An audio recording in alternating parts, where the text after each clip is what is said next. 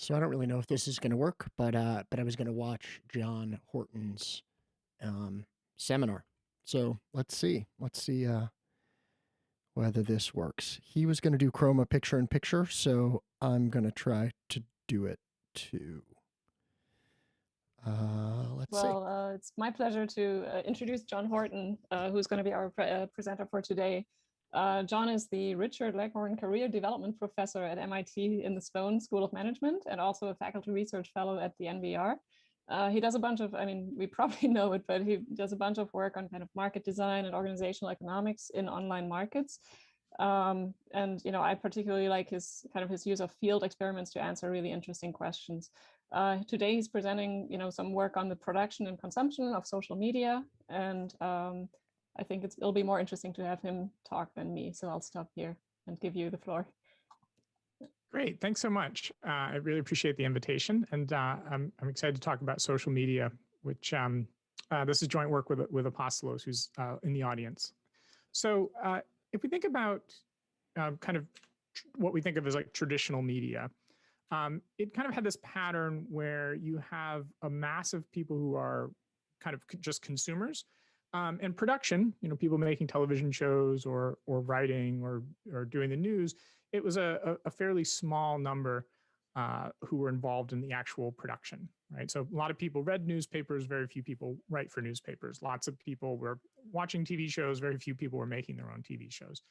And so you get this kind of small number of producers, mass number of consumers.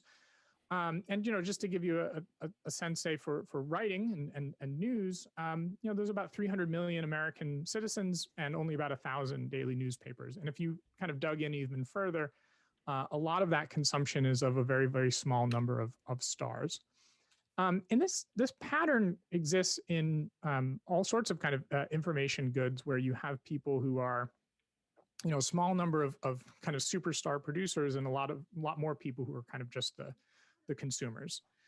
But if you think about social media, it looks very different. It has a very different characterization of production and consumption. So if I redraw my network with a bunch of arrows that I've drawn on here, yes, there are stars that attract a kind of a vast audience, but there's also a lot of people that are more like us, right? Kind of like we both consume, but we also produce. We make videos on TikTok, we tweet, we post stuff on LinkedIn, we post on Facebook. And we have people that we do have a little bit of an audience, people who pay attention to what we're doing. And that's quite different. And I think when people say social media, this is what they're referring to, this social aspect. And if you look at, say, this is a community of Econ Twitter, so people who are kind of identify as economists and are tweeting, you can see this kind of dense network. It's not just the way I drew it. You see a lot of people kind of both producing and consuming and following people, but there are identifiable quote unquote stars. Well, kind of a naive economist view, right, or kind of a characterization or a caricature of the econ way of thinking about things is, what are all these people doing when they're not getting paid to tweet, right? They're not getting paid. They don't have any financial incentive, but people do it anyway. And you might say, well, then maybe this is just some kind of weird thing that econ doesn't have much to say about. But I think, and Apostolos and I, think that that's kind of a too narrow view of what econ offers. That it's really about people pursuing some objective that they have, subject to constraints, and no, those objectives don't necessarily have to be financial in nature. And so our starting point for this project is to kind of recast what people's objective function is here on social media, and say what they're really trying to do is accomplish two goals. So one is an old goal, which is to consume content that they enjoy. And this is not new. This is the same that would apply to traditional media or other information goods. But the second thing that they're interested in doing is having an audience and having attention of some kind. And so, you get this consuming content. People, here's a funny tweet that I enjoy, and that's part of why I'm on Twitter.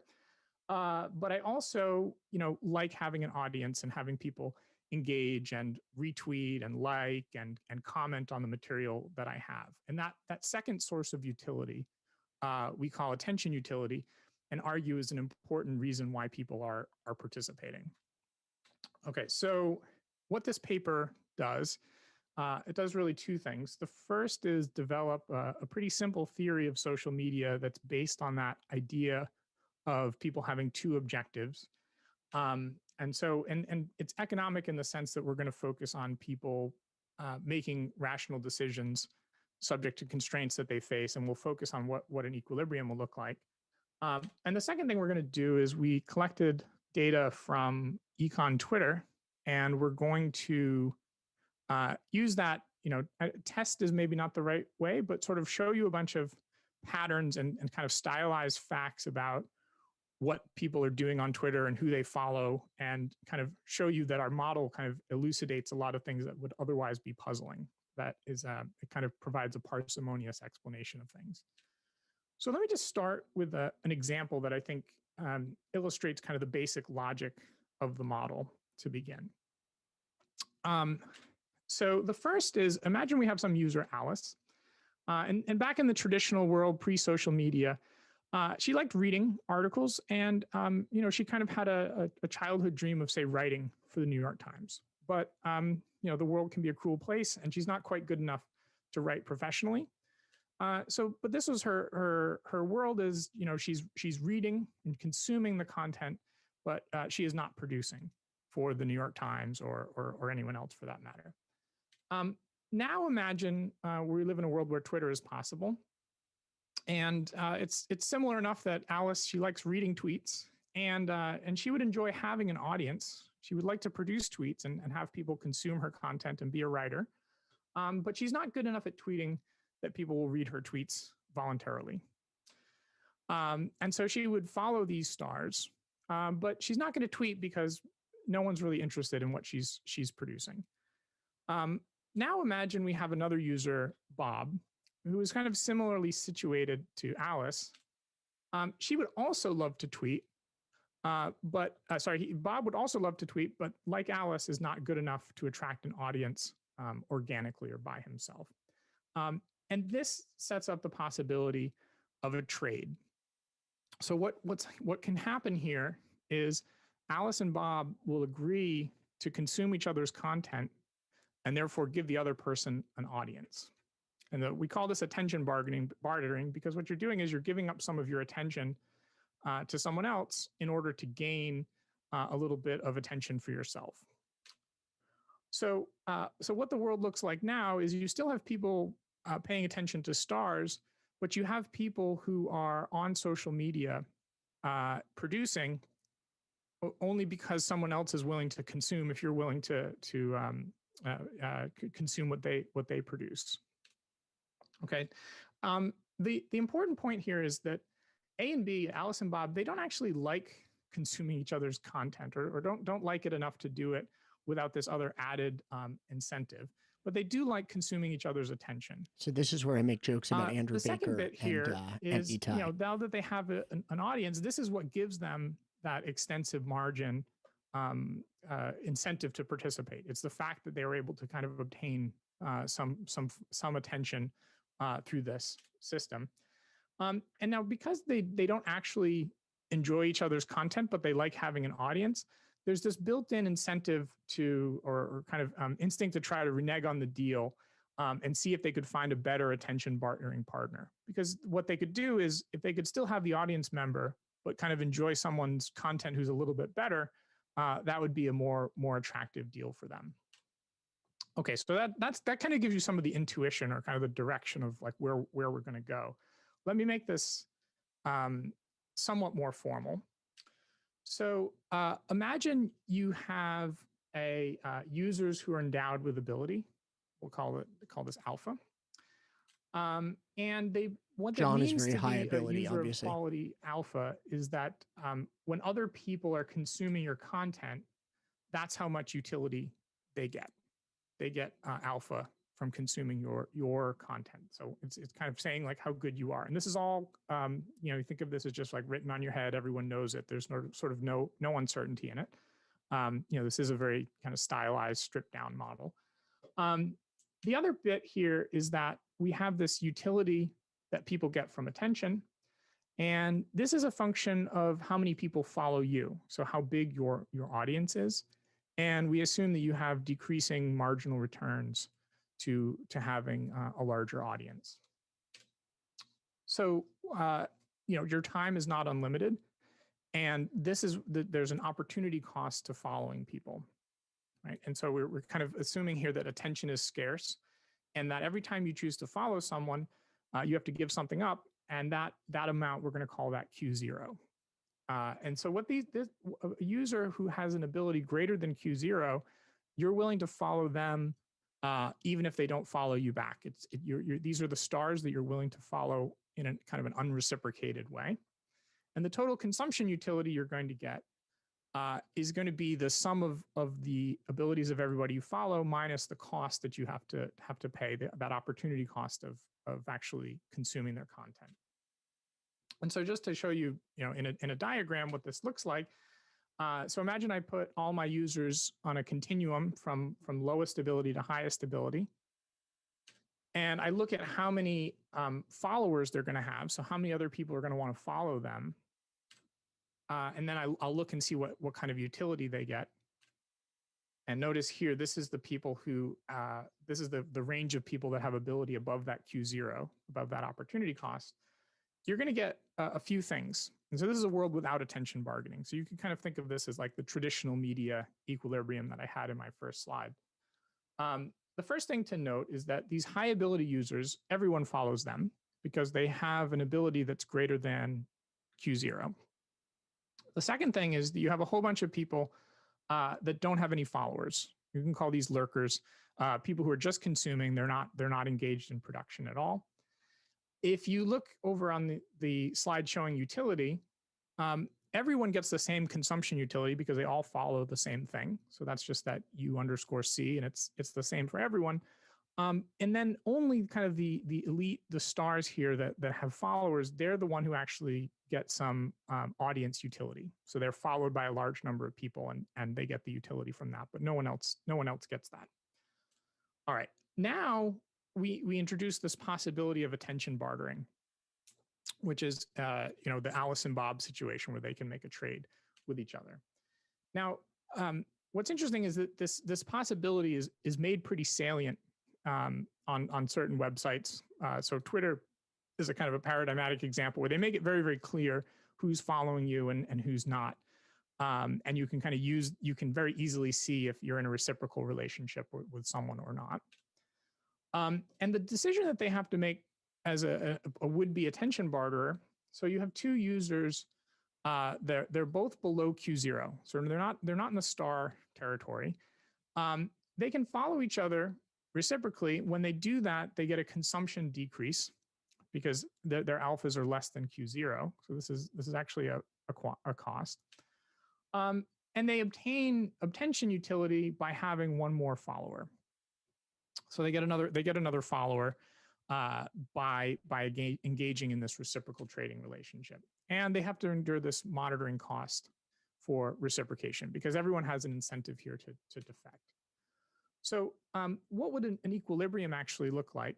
So you would have no user is better off following organically someone they do not already follow. So there's no kind of following that could happen and would make them better off that they're not doing. There's no blocking pair of reciprocators. So no two people who are reciprocating now would want to make a trade and kind of form a relationship, break their current relationship and form another one. And this idea that attention bartering is sustained by some monitoring that you can make sure that they're holding up their end of the bargain. And so this reciprocator calculus is you unfollow a reciprocator, you're going to lose one follower by doing that, but then you don't have to kind of consume their bad tweets. Okay, so do people really monitor for unfollows? You might kind of say, well, I don't do that. I follow who I like. So this is like maybe the worst social science you'll ever see. But I ran this poll on Twitter and said, if I unfollowed you, would you unfollow me? And there's a pretty sizable fraction here that say yes, I would unfollow you. that, we're in a reciprocal relationship. And if I don't hold up my end of the deal, I'm going to break it off with you. And this was a response by Jeff, who's a computer scientist at Carnegie Mellon. And he said, I periodically go through the folks who don't follow me. I consider whether they add sufficient value to follow them anyway. So the answer is I'd keep you if you were tweeting good enough. I didn't pay him or encourage him to write this, but this is kind of the kernel of the model in a nutshell, that it's that for people that aren't quite good enough to get followed as a star, that they're engaged in this reciprocal relationship. So then, given the kind of how I sketched out what it actually, what an equilibrium looks like, or what does it have to satisfy? What does this actually look like when you solve the equilibrium? And so first, let me just start. There's two kinds of users that aren't affected at all. Those high ability star users, the world kind of still looks the same for them because everyone follows them. They still get the full audience utility and they still get the full consumption utility before. And you also have people who we call lurkers. Maybe that's a little too pejorative, but they're not actively tweeting. They're just consuming media. They don't have any followers, so it hasn't changed for them. Just like in the traditional world, they just are strictly here to consume. Where things get interesting are the choices and outcomes for users of middling ability. And what an equilibrium actually looks like is you get this partitioning of the middle space by what we call clubs, bartering clubs. And what these bartering clubs look like is that everyone inside them follows everyone else inside the club. And what you get is they all follow each other within a club. The higher the ability you are, the bigger the club ends up being.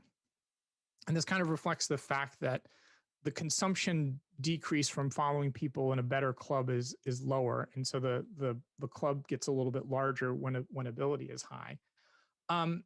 They all follow each other and they still follow the stars. So they're still following the kind of the best people, but they're engaged in a reciprocal relationship with everyone else in the club. You'll also notice they get lots of attention utility because now they have lots of followers. So this is the pink shaded region. So they have an audience of their other club members, but they get a lot less consumption utility. And the reason is they're following a bunch of people that they don't actually want to follow. They're doing it so that they can maintain that reciprocal relationship.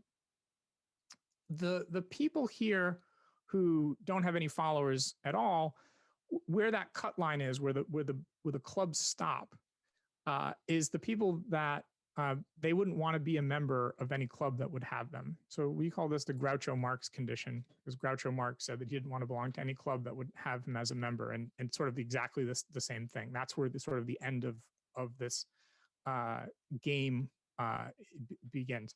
So you might want to say, like, well, why does it form this kind of like blocky club structure?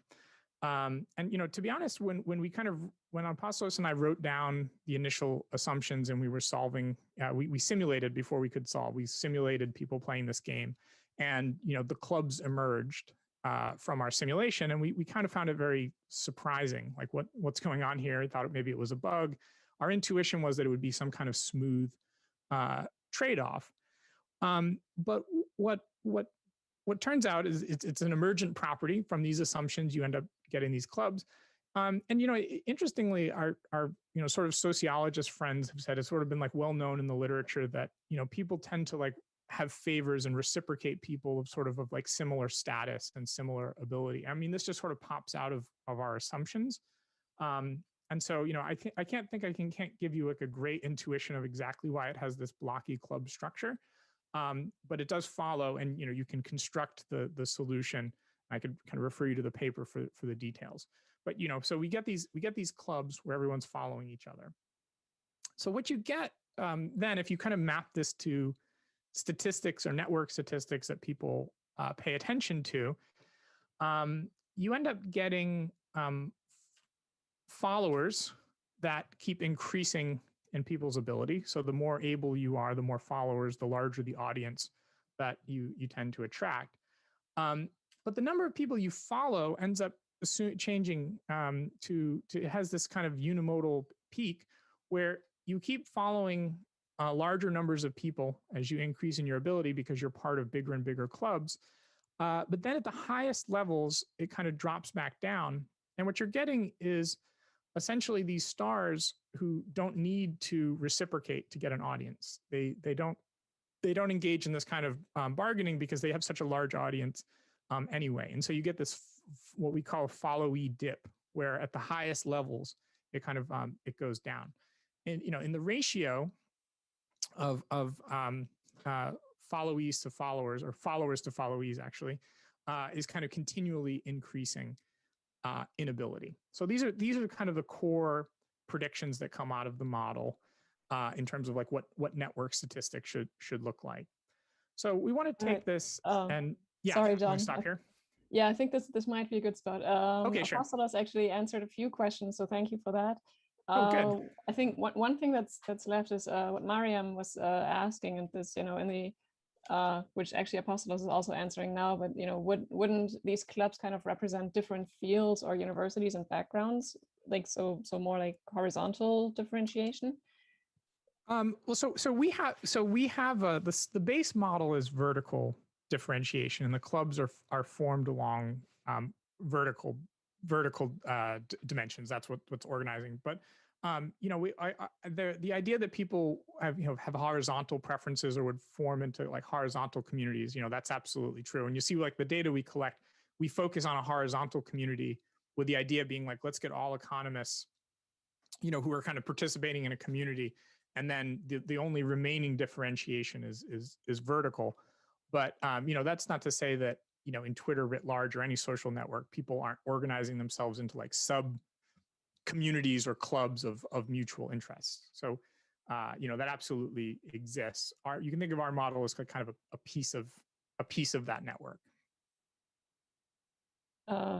Yeah, thank you. And then Xiang was I'm kind of going real time now, but Xiang was asking, do people trade on their attention or the attention on their network? If people do the latter, that might explain why the followee number increases with ability. So kind of their attention or the attention of the network overall. Well, I mean, we're definitely like a micro, like the only attention is attention from other individuals. There's no sort of higher level, kind of notion of attention, like some structural thing. It's all. But it's like there's no attention. retweets, But maybe so you can't use your followers to get attention. Yeah, sorry, I'll keep you. I'll let you continue. Okay. Mm-hmm. All right, great. So let me talk about the data that we collected and sort of what it looks like. So what we did, so RePEC hopefully maintains a list of people who have registered as economists writing papers. So these are academic economists, and they've registered their Twitter handle. And so that's where we start. It's kind of the seed of the community. And then what we do is we get all Twitter users that are followed by more than 3 of these economists. And we get all their Twitter info. So we use the Twitter API to extract that. Then from that sample, we trim out inactive and spam accounts. And we also have to, we trim out some accounts that have vast numbers of followers, even among economists, but aren't in the community. So Shakira is followed by more than 3 economists on the list. But I wouldn't say Shakira is a member of the the Econ Twitter community, and so we put some reductions on the very highest level, which doesn't actually exclude that many economists, but makes our sample a little bit more manageable.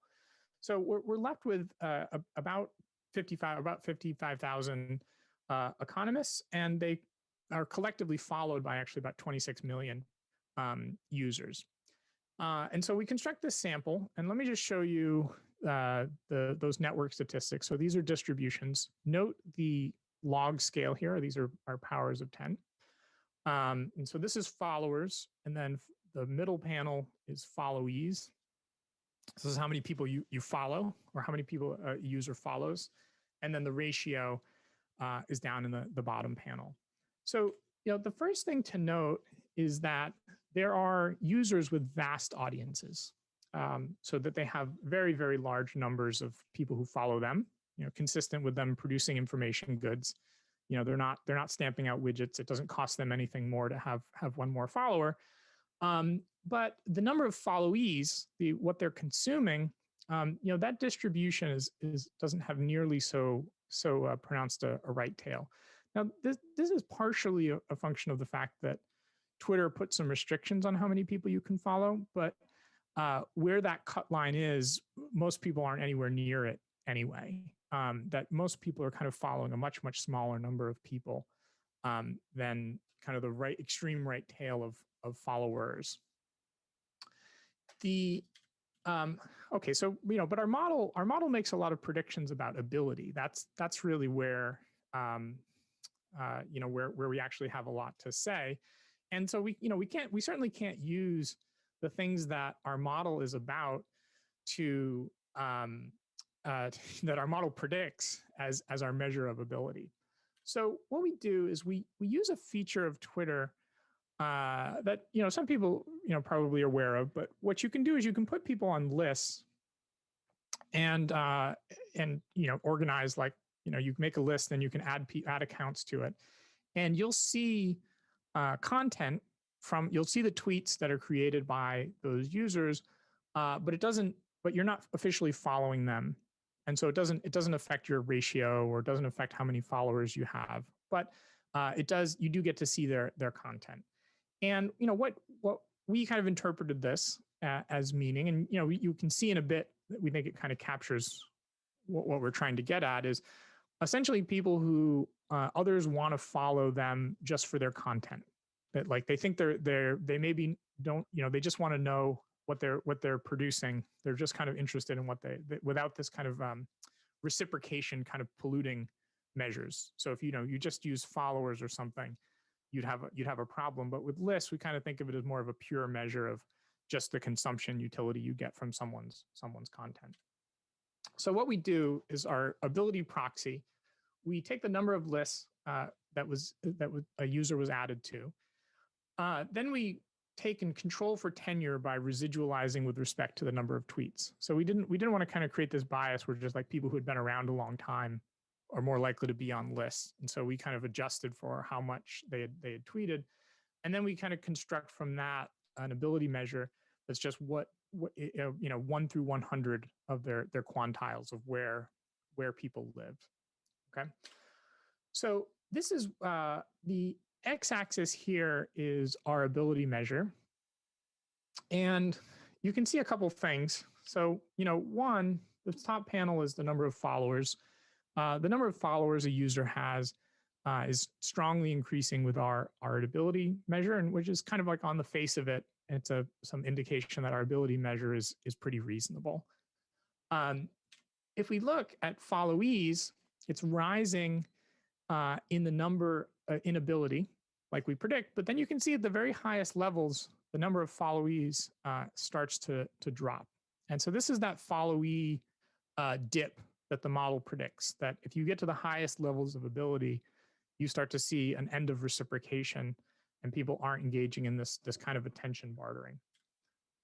If you kind of put model predictions here with just kind of parameters that we actually chose, before we collected the data, you can see the model is blockier. You get these clubs, but you can kind of see the same pattern that the model predicts. You can see that rise in followers. You can see the followee dip. You can see the ratio that kind of keeps rising in ability.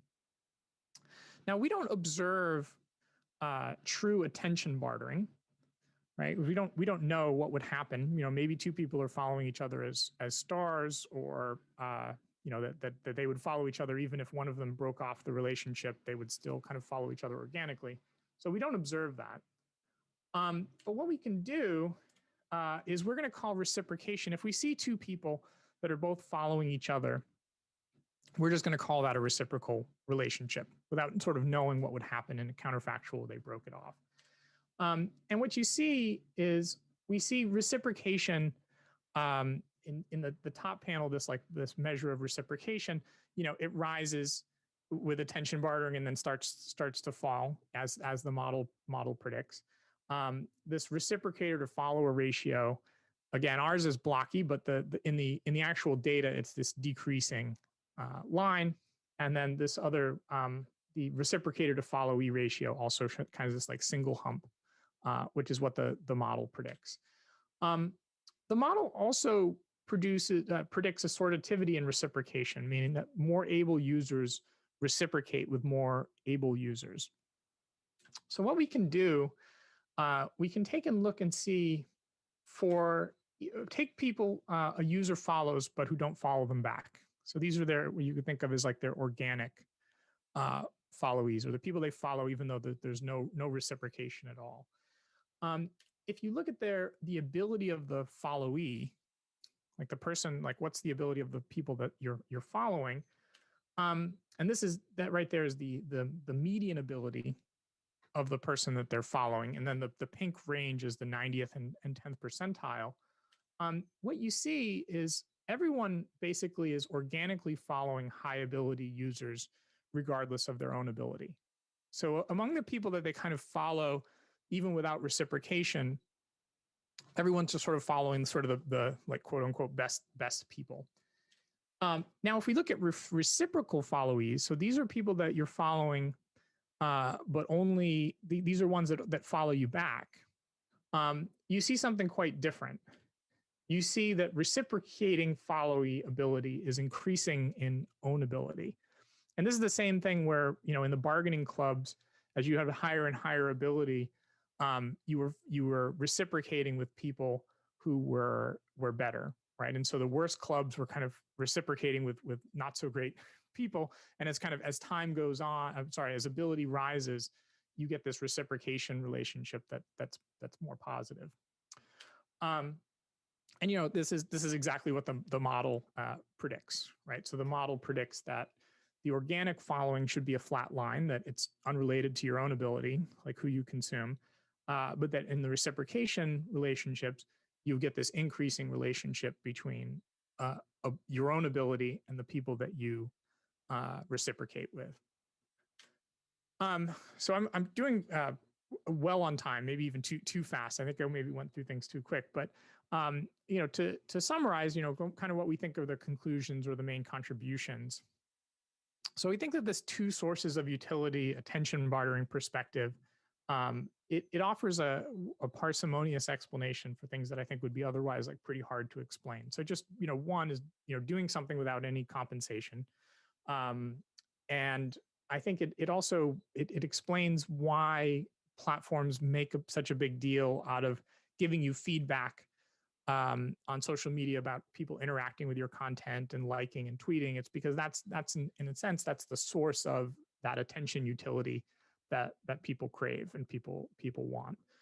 And then there are also some facts that are predicted by the model, and that I would say are revealed for the first time by our data. So that followee dip and assortative reciprocation, I don't think, as far as we can tell, we don't think anyone has made that point. It comes out of the model and then sort of shows up in the data that you get this kind of pattern where, people, as they get to the sort of the highest levels of ability, they can kind of get out of this game of follows and just sort of focus on people that they want to consume organically. I think I think an argument for this kind of approach to problems, when people talk about social media and kind of the dark sides of social media and the role it's played in misinformation, we don't. Sorry. When people kind of talk about the the dark sides of social media, the focus has often been on algorithms, and the problem is with the algorithms, and the algorithms are doing this, and the algorithms are doing that. I think that there's a lot to be gained by kind of starting from an individual trying to like they're trying to accomplish something, and at least in the case of some social media, the network structure that you get seems to be more determined by people's individual incentives that they're acting on, rather than something where the platform sort of made them do it. Like these are choices that they've made, and kind of creates a certain network structure.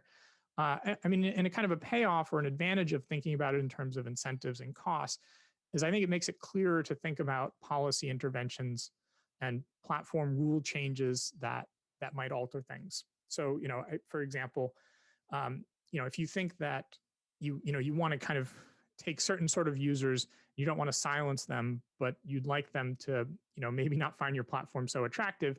You could maybe take away their ability to reciprocate by, say, losing their ability to see who follows them. And this is kind of a trick that you actually see in some forums where they shadow ban people, and no one can, they don't know that they've been kind of no one can see what they're producing, and so they kind of lose that interaction with their content. If they're like a troll and they're just kind of posting stuff to sort of annoy people, once they stop getting attention, they kind of go away. That this "don't feed the trolls" maxim, I think, kind of reflects that logic. And so that's a conclusion. That's something that a platform could implement if they chose. And I think you'd only have this idea if you were kind of coming from a perspective of thinking about the incentives, like what are people trying to accomplish here, and how do you either make it like more costly or less costly. I think another perspective that kind of comes out of this is it gives you some insight into what the platforms are trying to do, right? And even in the case of, say, like having this ability to reciprocate, it does raise people's utility. Like they get a new kind of utility from having an audience. So it's maybe not so surprising that the platforms try to engineer it in a way that you get a lot of that kind of social feedback that, hey, people are engaging with your content, because it causes you to stick around and view ads and further their platform objectives. Good. So I think probably good time to transition to questions more generally, or conversation. Yeah, sure. That sounds great. Thank you. Thank you, John. I guess my first question, I'm going to take advantage of being, in this position, but basically just, so I learned from your slides that you are one of those high achievers. Is that right? You are not really. I'm okay. No, the real high achievers are like, the like Eric Brynolfsons of the world. Not, I'm like a middle level reciprocator. I'd lose a lot of followers if I started unfollowing people. We need to know the thresholds for the ability categories. Okay, but on a maybe slightly more serious note, I think Xiang maybe he had some extra comments, so I'm gonna see if I can ask him to unmute. Yes. Okay. Hi, John. Very hey, interesting. Good to see you. Hey, good to see you too. Hey, so I was just thinking that maybe the number of followees decreases is not because people with high abilities, they don't reciprocate, but they rather reciprocate at a more efficient level. So for example, if they get attention from another sort of famous person, then they sort of get the attention from all the followers of that famous person, which is a lot. So in some sense, they're treating their network, not their individual attentions.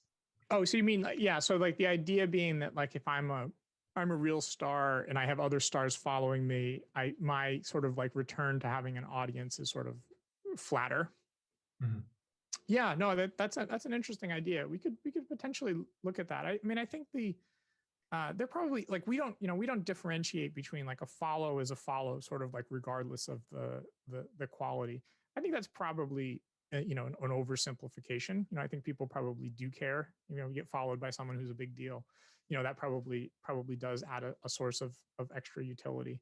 In our model, in the sense that because of like how these bargaining clubs end up working, you would get more utility, but you'd have the same kind of network that would be drawn, even though maybe we're kind of undercounting. Like it's more useful to have people following you who are slightly better. No, it's an interesting idea. I'd have to think about how we could maybe either show that or rule it out empirically, but it's an interesting idea. Sure, cool work. Thank you. All right, great. I also to ask, let's see, Timotheus to unmute, if I'm doing this right. Yes, hi, a very interesting presentation. I have one technical question. Can one user belong to many clubs, or this is just one club per user? Thank you. Sorry, could you say that one more time? Sorry. Can one user belong to many clubs? Oh, yes. No, people are only in one club at a time. Yep. All right. Yeah, exactly. That's actually, so I'll add to that too, is that restrictive? I'm kind of thinking just of myself. I kind of find myself in like some econ digitization club, but also in a like intellectual property law kind of club. Yeah, I mean, I think that the idea of people being in like different horizontal communities, I think that's where, some of the stylized nature of the model kind of breaks down. Like people actually belong to multiple communities. When we say people only belong into one community, like a club, what we really mean is that they're in a kind of band of people of about similar ability that they're willing to reciprocate with. That not, I think club does make you think of like hiking and football and and so the language is a little bit, but you could think of it more as like a snooty club that only like a certain like elite people would belong to. That's the kind of club that we sort of have in mind, or So I think is probably the better analogy for the model. Oh, okay, thank you. Yeah, like more like batches or something. Okay, cool. So Yura is asking a question. Oh, yeah. Hi, can you hear me? Mm-hmm. I'm actually walking. I'm multitasking before my teaching. I was just wondering a little bit about the advertising implications. So you did mention that when more users are spending more time on the platform, that is exactly what the platforms want. But then there's this concept of like limited attention, and when this bartering attention model suggests that there's attention hogging, right? And if I think about this limited attention, like, does it mean that there's less attention left for advertising, and how to think about that trade-off? Meaning like increased time of the platform versus the remainder of attention. That's it's a really interesting point. I mean, I know that my understanding is that most of these platforms, like when they think about the ad load that they're willing to subject people to, they think about it in terms of like displacing content that otherwise would have given you higher utility. I think our model would say that you should displace the reciprocal content and kind of keep the star content, and that's how you would make people happy. In the paper, we talk about kind of offline antecedents to this idea, and one of the examples we give is like open mic night kind of has a similar economics, right? Where a cafe would have people come and let them participate and be an audience for each other, and they're kind of standing in the background selling you food and drinks, and that's sort of the business model. With the platforms, it's advertising, right? They're not selling you anything directly, and I think they want to keep you there, they want to keep you engaged, and the content, they want to keep you there both producing and consuming content, because while you're doing that, you're more likely to see ads, and that but you're asking a question of like, how do they make that trade-off, which is we don't model it, but I think it's a really interesting one.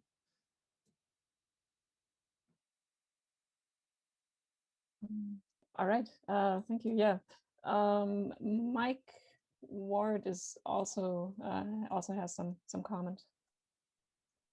Yeah, I thought of this as a model of high school cliques, and popularity brought back all kinds of bad memories. But that means that if you were to look at the people within different high schools, you have lots of different observations of very distinct horizontal groups of comparable size and so forth. Yeah, I mean, I have to use Instagram. Yeah, I mean, I think we did Econ Twitter because that's sort of what we knew. But I think you're right. I mean, I suspect that every once in a while I find like on Twitter I'll wander into some other community that that there's a whole other community that is geologists who are tweeting about geology stuff, and it's all going over my head. Like these other horizontal clubs exist, and then I think the idea of like an unpleasant high school as sort of a little bit of what's going on is not far off.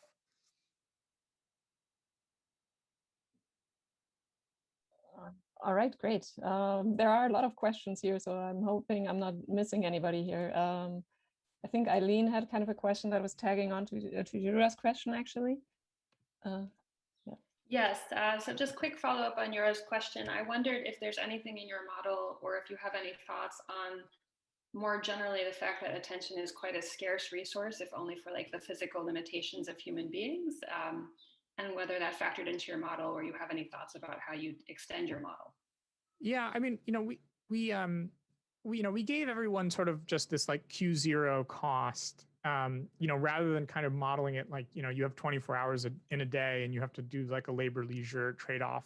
Kind of the idea that people didn't use Twitter so much that we had to like think of it like a constraint, like you only have so many hours in the day.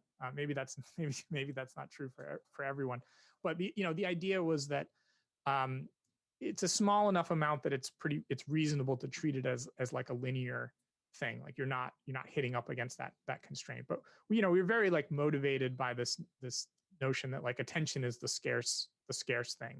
So we're both like big Herb Simon fans, and like that was sort of what we were doing. We were kind of trying to find like a mathematically tractable way to think about just that there was some cost to adding, like one more thing is going to cost you.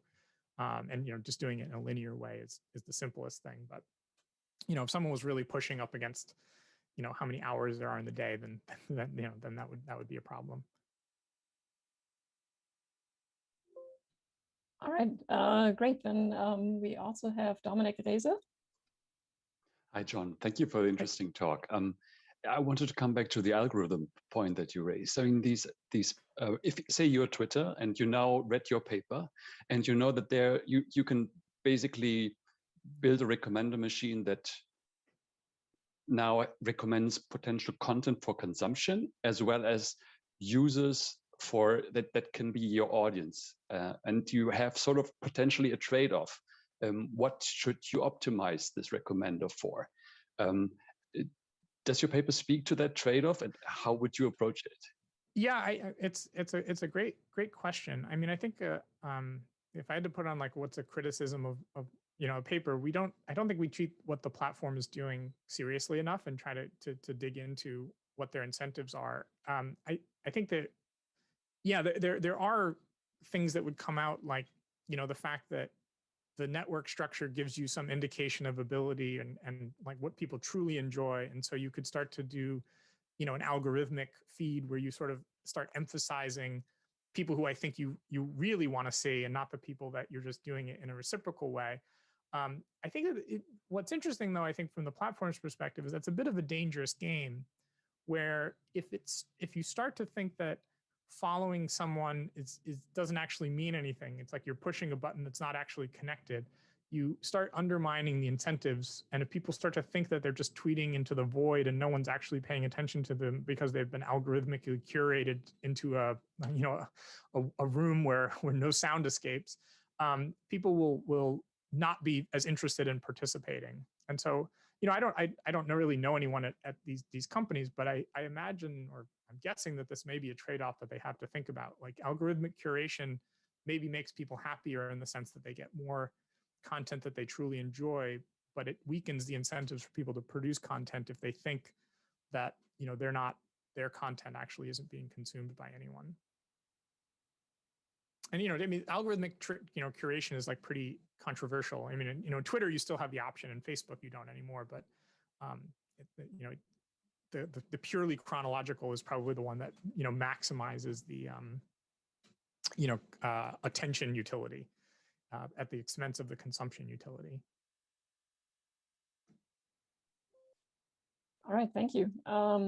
Also kind of, moving back to kind of the same questions or a similar question as Yura and Eileen, but with a little different take from Dimitri. Good morning. How do you think about what Twitter itself is doing in this model and how to fit that in? Like, what is Twitter trying to maximize and suggesting folks for me to follow? And how does that sort of moderate the behavior of like the content producers in your model?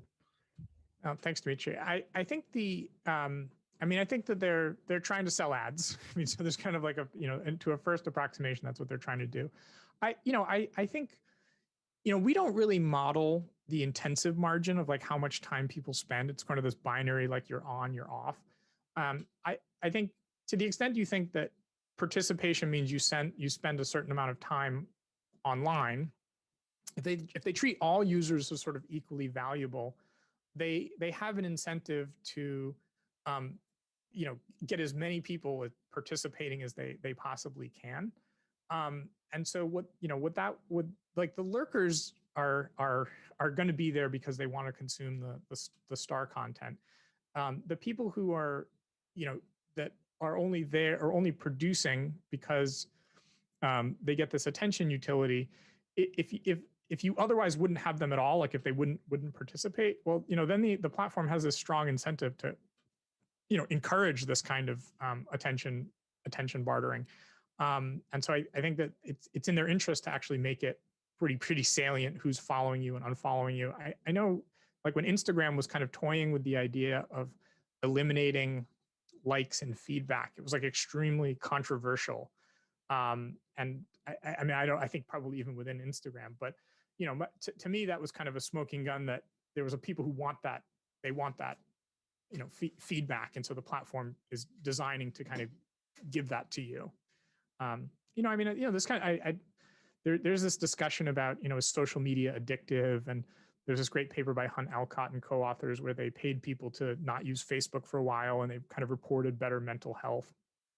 And I don't want to overclaim, but I think that this is like kind of consistent with this idea that people don't totally enjoy social media, that there's a little bit of like, yeah, you get the attention, but you at the same time, you have to maybe consume a lot of content that you otherwise wouldn't, that makes you sad, makes you unhappy, but you're doing it for the thing that you really want, which is attention and affirmation and these other kind of human desires that are I think are there. Yeah, super interesting for sure. We got, I think, at least 2 more questions, and so that puts us at wonderful time, I think. Yusheng Wang, and I'm sorry if I mispronounced your name. Yeah, yes, the pronunciation is right. Okay, so I'm curious about if this market is perfectly competitive, because you see, it seems like a few oligopoly stars are deciding the Q0. And is it possible to do a field experiment, like maybe ask Donald Trump to stop tweeting for a while?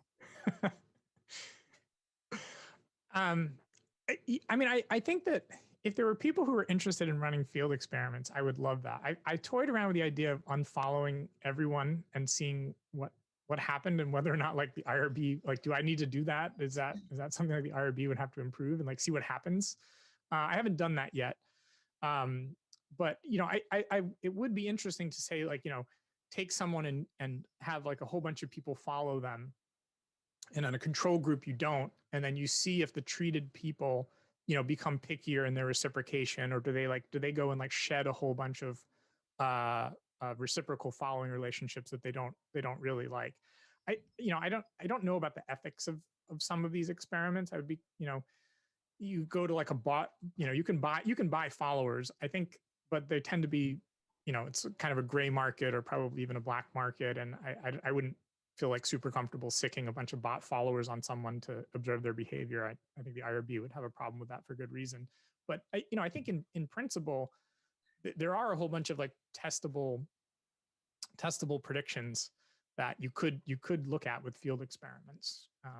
So if there's anyone in the audience from Twitter and they want to talk about running some experiments on the platform. But just to also note that a ton of my early Twitter followers were when John posted nice things about me and said people should follow me. So he may not be running experiments. Yeah, great idea. Okay, so then we happen. got Felix Schleef as, I think, the last person with a question so far. Hi, so I was wondering if I understood the setup correctly, the quality of the content is just a function of the innate ability of the tweeter.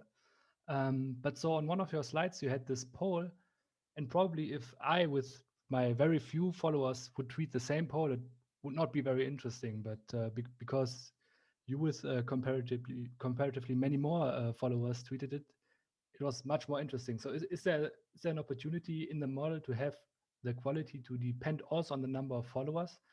Because That's also that's an interesting point. I think, yeah, you might imagine that by neglecting this intensive margin, like it's just a fixed quality, but once you have a bigger audience, you have stronger incentives to try to make more quality, do quality work. I think that's probably right. And it's a kind of an interesting, like, intensive margin or like endogenized quality.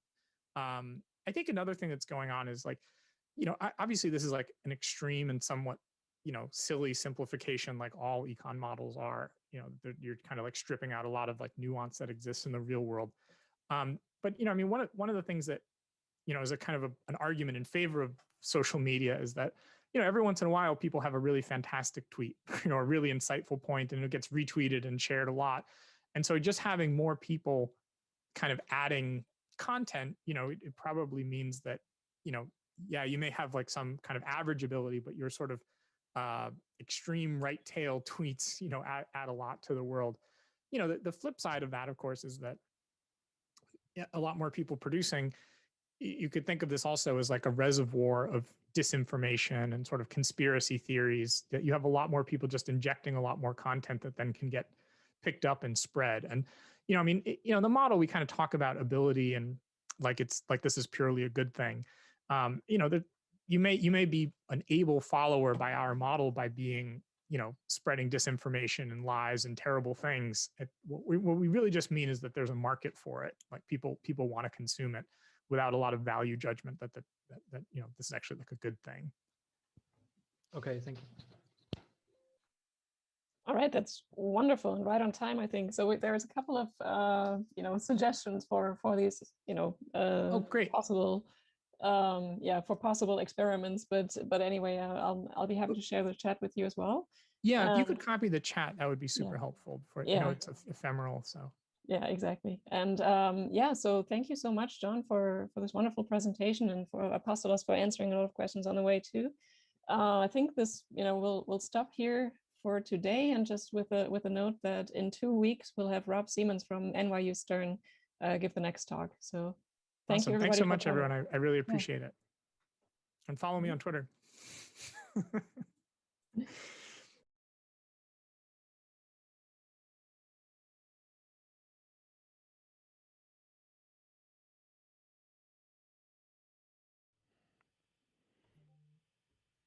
Okay. Okay, that was a very bizarre experiment, but for Brad and anyone else who was hanging out, thank you. I was gonna watch this anyway, and since I've been playing with some of the streaming tech, just figured I would see whether anyone else was interested in joining me. Although what would be more fun would be to watch this stuff live on the Zooms or whatever. So have a good rest of your day, anybody who was watching with me, and see you on the other side.